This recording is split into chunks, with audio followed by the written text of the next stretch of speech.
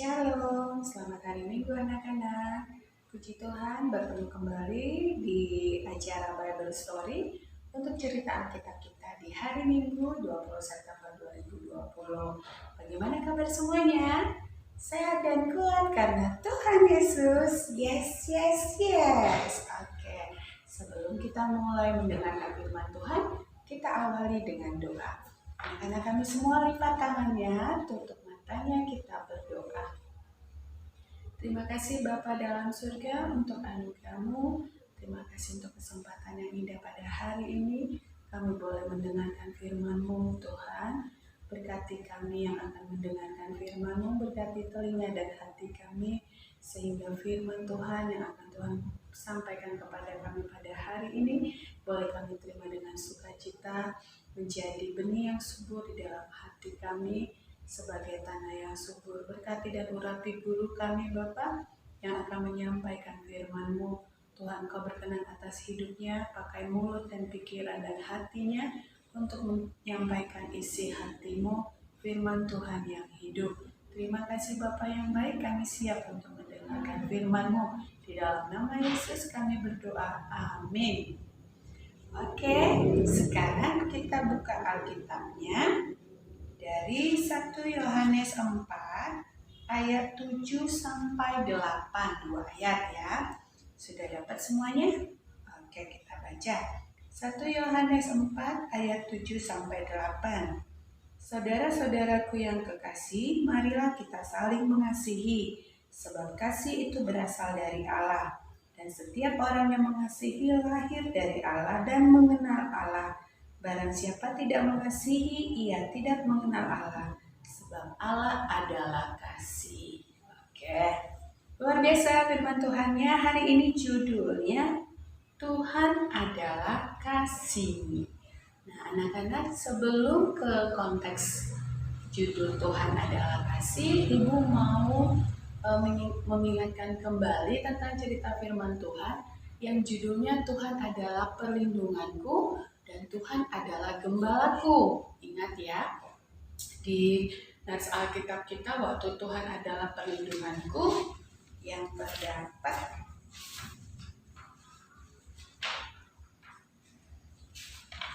terdapat di Mazmur 91 ayat 1 dan 2.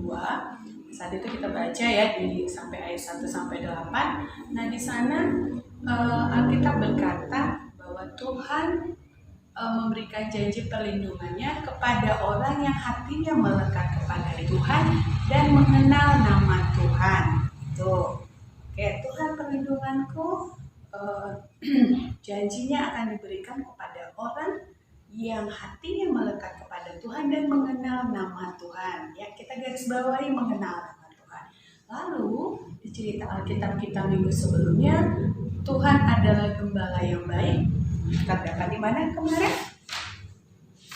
Terdapat di Yohanes 10 ayat 11 sampai 18. Nah, di situ ada diceritakan bahwa gembala yang baik mengenal domba-dombanya dan domba-dombanya mengenal gembalanya. Asik. Oke, kita garis bawahi lagi kata mengenal. Jadi ada dua, ketika Tuhan menyatakan bahwa Dia adalah perlindungan kita, lalu ketika Tuhan menyatakan bahwa Dia adalah gembala yang baik, kita mau ambil catatan pentingnya bahwa Tuhan mengenal domba-dombanya dan domba-dombanya mengenal Dia. Lalu di dalam konteks Tuhan adalah perlindunganku, janji Tuhan sebagai pelindung kita itu akan digenapi kepada orang yang hatinya melekat kepada Tuhan dan kepada orang yang mengenal nama Tuhan. Lalu hari ini kita bicara tentang Tuhan adalah kasih. Nah, kata mengenal itu muncul kembali sayang di dalam ayat yang sudah kita baca dari ayat 7 dan ayat 8. Barang siapa tidak mengasihi, ia tidak mengenal Allah. Lalu kita mau, Ibu mau bertanya nih. Jadi kita mau belajar tentang gimana sih Bu artinya mengenal Allah, mengenal Tuhan, mengenal namanya, mengenal gembala yang baik. Nah, semua pasti tahu dong, semua pasti kenal dong siapa Tuhan Tuhan Yesus. Kalau ibu tanya, siapa Tuhan kita? Pasti semua tahu namanya. Tuhan Yesus. Lalu kalau ibu tanya, di mana Tuhan Yesus saat ini? Atau alamatnya Tuhan Yesus? Di surga. Pasti semua bisa tahu. Lalu dan lain-lainnya. Lalu Tuhan Yesus matinya bagaimana? Apa yang Tuhan Yesus lakukan? Semua pasti jawab. Ya, Tuhan Yesus meninggal mati karena menebus dosa kita dengan cara disalib. Lalu Pak Ibu tanya, Tuhan Yesus lahirnya di mana? Oh, semua pasti jawab, pasti bisa tahu. Oh iya Bu, Tuhan Yesus lahirnya di Bethlehem. Di kandang domba. Siapa nama mama papanya? Oh, semua pasti tahu. Nah, apakah adik-adik ketika bisa menjawab semua itu, artinya adik-adik telah mengenal Tuhan Yesus? Ya, belum tentu. Itu masih namanya sekedar tahu. Tahu siapa Tuhan Yesus, tahu bagaimana. Belum tentu tahu itu mengenal. Kayak ibu nih, ibu tahu siapa Bapak Jokowi. Siapa Pak Jokowi? Ya, Pak Presiden. Ibu kalau ditanya, misalnya, siapa Presiden kita? Ibu bisa jawab, Bapak Jokowi. Terus Bapak Jokowi tinggal di mana? Tinggal di Jakarta, di dalam istana. Lalu Pak Jokowi nama istrinya siapa? Ibu tahu, Ibu Iriana. Terus Pak Jokowi namanya siapa? Lalu anaknya berapa? Nah, itu Ibu bisa jawab, Ibu tahu. Tapi apakah Ibu mengenal Pak Jokowi? Belum tentu. Ibu tidak mengenal Pak Jokowi, Ibu nggak tahu, Ibu nggak kenal kesukaan Pak Jokowi apa. Ibu nggak tahu seleranya Pak Jokowi apa. Yang membuat Pak Jokowi senang apa. Yang membuat Pak Jokowi sedih apa. Nah, Ibu tidak tahu. Karena Ibu belum mengenal sepenuhnya Pak Jokowi. Begitu juga dengan kita anak-anak sekolah minggu, kita tentu tahu kayak yang tadi yang Ibu tanya tentang siapa Tuhan Yesus, apa yang Dia lakukan, Dia tinggal di mana, Dia ada di mana, apa yang sudah Dia lakukan, tentu kita tahu. Nah, itu sebagian kecil dari pengenalan. Tapi apakah yang dimaksud dengan mengenal Allah sesungguhnya? Ya, Alkitab 1 Yohanes 4 ayat 7-8, di ayat 8-nya berkata, barang siapa tidak mengasihi, ia tidak mengenal Allah. Ini adalah salah satu contoh bukti kalau kita mengenal Allah. Mengasihi siapa ini? Maksudnya ya mengasihi sesama manusia, mengasihi ciptaan Tuhan, ya kan? Saling mengasihi sebab kasih berasal dari Allah dan setiap orang yang mengasihi lahir dari Allah dan mengenal Allah. Luar biasa. Nah, mengasihi yang bagaimana sih yang termasuk dalam mengasihi yang kategorinya mengenal Allah? Ya, Alkitab katakan kalau kita sudah bisa mengasihi sesama kita, bisa mengasihi ciptaan Tuhan, itu artinya kita telah mengenal Allah. Gak sekedar tahu Tuhan itu siapa, Tuhan itu lahirnya di mana, apa yang Dia lakukan. Tapi lewat kita bisa mengasihi sesama, itu tanda bahwa kita telah mengenal Allah. Nah, apa yang berkat yang kita akan terima kalau kita telah mengenal Allah? Iya, Tuhan akan menjadi perlindungan kita. Tuhan Yesus akan menjadi gembala kita yang baik. Lalu Ibu mau kasih contoh, misalnya nih dalam suasana ujian di kelas atau di sekolah, adik-adik duduknya berdua. Lalu pada saat ujian, adik-adik anak sekolah minggu sudah selesai ujiannya 1-10 itu kertasnya udah terisi semua. Lalu kamu melihat teman kamu yang di samping, dia kelihatan bingung, kelihatan suka garuk-garuk kepala, suka gini-gini, bingung-bingung, ada yang megang pulpen atau pensilnya. Lalu kamu lihat ternyata kertas jawaban dia masih banyak yang kosong. Lalu kamu merasa sedih, merasa iba, terus kamu berencana dan mau memberikan jawaban supaya kamu yang di samping yang tidak bisa jawab tadi bisa menjawab soal ujiannya. Nah, Ibu mau bertanya, apakah perbuatan anak sekolah minggu tadi yang memiliki rasa iba dan kasihan kepada temannya yang tidak bisa menjawab ujiannya dan memberikan jawabannya itu adalah perbuatan kasih? Apa jawabannya? A. Iya. B. Tidak. Iya, jawabannya tidak. B. Ya, anak sekolah minggu yang memberi jawabannya kepada temannya karena dia merasa kasihan dalam suasana ujian itu bukanlah perbuatan kasih. Ya, karena kalau kamu melakukannya seperti itu artinya kamu akan membiarkan teman kamu itu akan selalu malas dan tidak mau belajar.